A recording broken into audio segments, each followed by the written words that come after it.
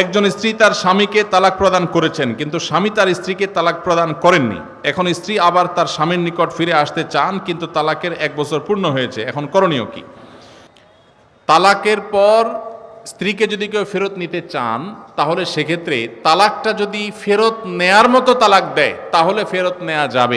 বিবাহ বিচ্ছেদের পর, তালাকের পর 15 বছর 20 বছর পরেও যদি আবার স্বামী স্ত্রী একসাথে থাকতে চান, সুযোগ আছে যদি তালাক দেওয়ার সময় সেভাবে তালাক দেন। আমাদের দেশে সাধারণত তালাক দেওয়ার ক্ষেত্রে আমরা 1 তালাক 2 তালাক না, পারলে শত শত হাজার হাজার তালাক দেই। স্ত্রীকে একা না পারলে স্ত্রী 14 গোষ্ঠী সহ তালাক দেয়, আছে না নাই?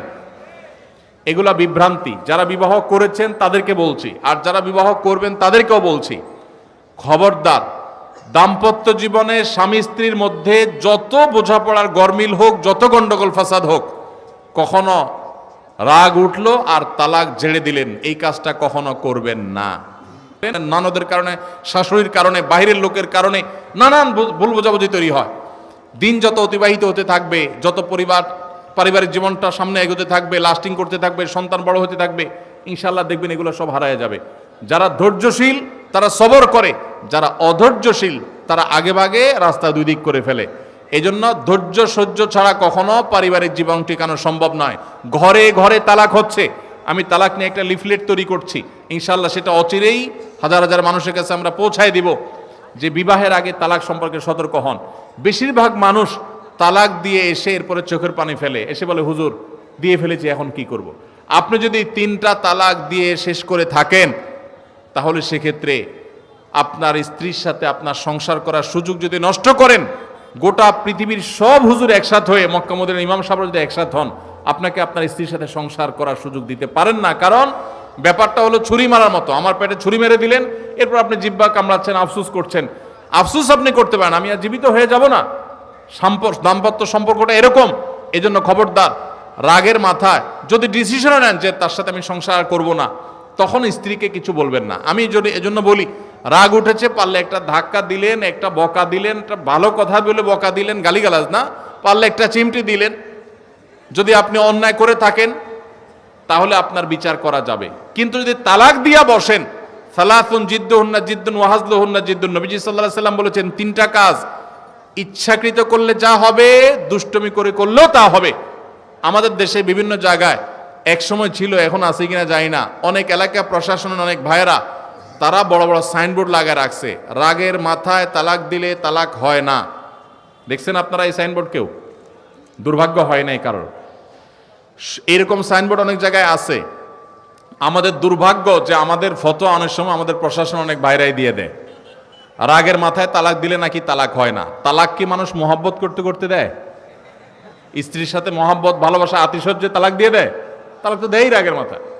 তবে শরীয়ত বলে রাগের মাথায় আপনি ব্যালেন্স হারিয়ে তালাক দিয়ে পরে আফসোস যেন করতে না হয়, এই জন্য আপনাকে সবর করতে হবে। তালাক দেওয়ার ডিসিশন নিয়েছেন, স্ত্রীর একটা মাসিক পার হওয়ার পর্যন্ত অপেক্ষা করতে হবে। আসলো আর মুখ দিয়ে তালাক বলে দিলেন, জি না।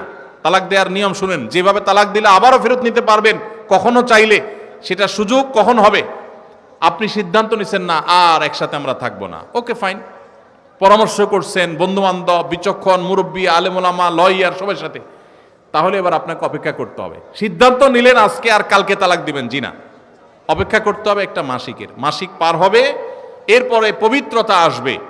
সেই পবিত্রতার পিরিয়ডে শারীরিক কোনো সম্পর্ক হওয়ার আগে আপনাকে তালাক দিতে হবে। এটা হলো তালাকুস সুন্নাহ।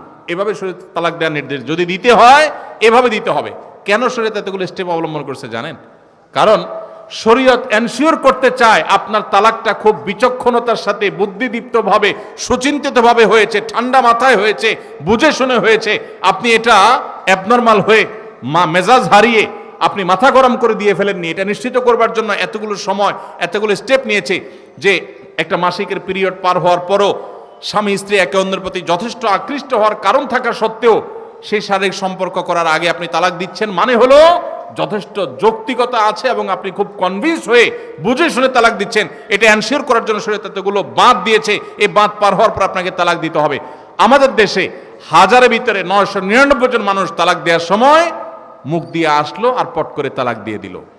এটা সুন্নাহ তালাক নয়। এই তালাকটা, এইভাবে তালাক দেওয়া এটা একটা গুনাহের কাজ, এভাবে তালাক দিবেন না, তালাক দেওয়া যাবে না। এই জন্য যুবক ভাইরা যারা বিবাহ করবেন ভবিষ্যতে, আপনারা জেনে রাখেন ঘরে ঘরে তালাক হচ্ছে। ঢাকায় যতগুলো বিবাহ রেকর্ড হয় আনুপাতিক হারে প্রায় পাল্লা দিয়ে ততগুলো বিবাহ বিচ্ছেদ হয়। ভয়ঙ্কর ভাবে তালাক বেড়ে চলেছে। কয়েক জায়গায় মাহফিলে গিয়েছি, এলাকার চেয়ারম্যান সাহেবরা বলছে, ভাই আমি চেয়ারম্যান হওয়ার পরে যে বিচার আচার আমার কাছে আসছে, বিসমিল্লাহি করছি তালাকের বিচার দিয়া। একজন বলছেন যে কয়েকদিনের ভিতরে 20-25টা তালাকের বিচার আসছে, আর যেগুলো আমার কাছে আসে সেগুলো তো আমাদের হিসাবের বাইরে। এই জন্য আপনাদের প্রতি উদাত্ত আহ্বান রাখতে চাই, আমাদের সংসারগুলো সব খান খান হয়ে যাচ্ছে। সবাই সংযমী হতে হবে, ধৈর্যশীল হতে হবে।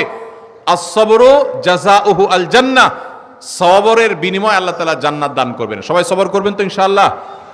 দাম্পত্য জীবনে আর যা হোক, খবরদার কখনো মাথা গরম করে তালাক দিবেন। আমি যেভাবে বলেছি সুন্নাহসম্মত তালাক, এভাবে যদি পিরিয়ড যাওয়ার পরে, সুস্থ হওয়ার পর, শারীরিক সম্পর্কের আগে একটা তালাক দিবেন, এটা হলো সুন্নত। তালাক কয়টা হবে? একটা। একটার বেশি তালাক দিবেন সেটা জায়েজ হলো না, জায়েজ হবে একটা তালাক। একটা তালাক দিলেন, বাস রেখে দিলেন। 2 মাস 3 মাস পার হয়ে গেল, অটোমেটিক সম্পর্ক ছিন্ন হয়ে গেলে দুজন দুদিকে যেতে পারেন, আলাদা বিয়ে হতে পারে। আবার বহুকাল পরে চাইলে নিজেরা শুধু বিবাহ পড়িয়ে আগ্ধ করে আবার একত্র হয়ে যেতে পারবেন। আর যদি আপনি একটা দিয়েছেন, আবার আরেকটা দিয়েছেন, 6 মাস পর আরেকটা দিয়েছেন, দিয়ে 3টা শেষ করে ফেলছেন, তাহলে আর কখনো বিবাহ যদি মক্কার ইমাম সাহেব এসেও পড়ায়, তারপর আর একসাথে থাকতে পারবেন না। আল্লাহ তাআলা আমাদেরকে এই বিবাহ বন্ধন এবং তালাকের ক্ষেত্রে শরিয়াকে মেনে চলার তৌফিক দান করুন।